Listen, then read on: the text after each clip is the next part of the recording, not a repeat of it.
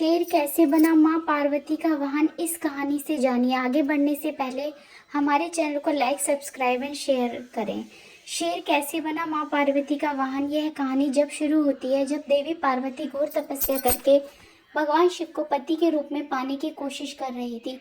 सालों तक तप करने के बाद माता पार्वती को भोले भंडारी अपनी पत्नी के रूप में अपना लेते हैं। इसी बीच तपस्या की वजह से माँ पार्वती का रंग काफी काला पड़ गया था। एक दिन ऐसी ही बातचीत के दौरान भगवान शिव माँ पार्वती को काली कह देते हैं और यह बात उन्हें पसंद नहीं आती है।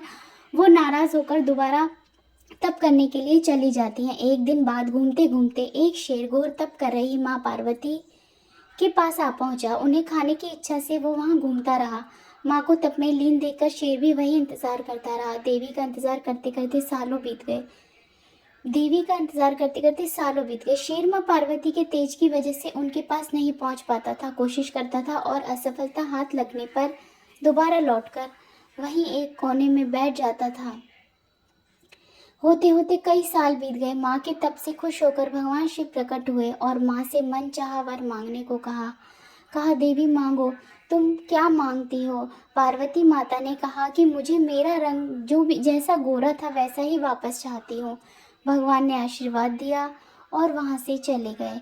वरदान मिलते ही माँ पार्वती नहाने के लिए चली गई। नहाते नहाते क्या हुआ, नहाते नहाते जैसे ही माँ नहाने के लिए गई, वो नहाकर जैसे ही निकली, उन्होंने देखा कि उनके पुंज से एक ऐसा प्रकाश निकल रहा है जो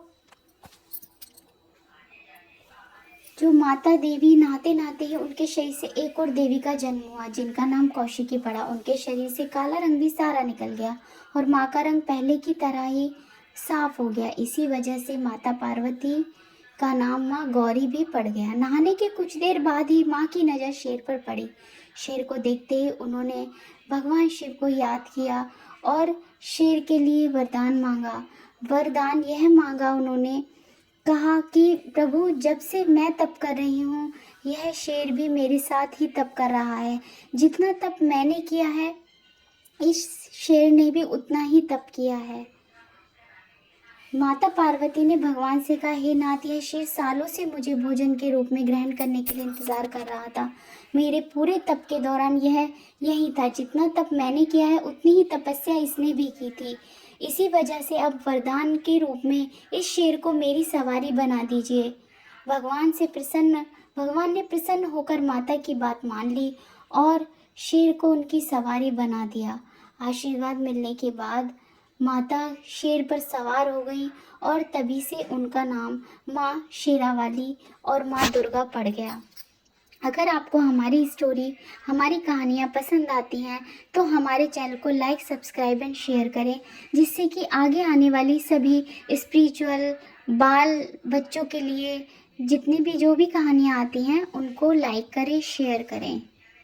थैंक्स फॉर वॉचिंग।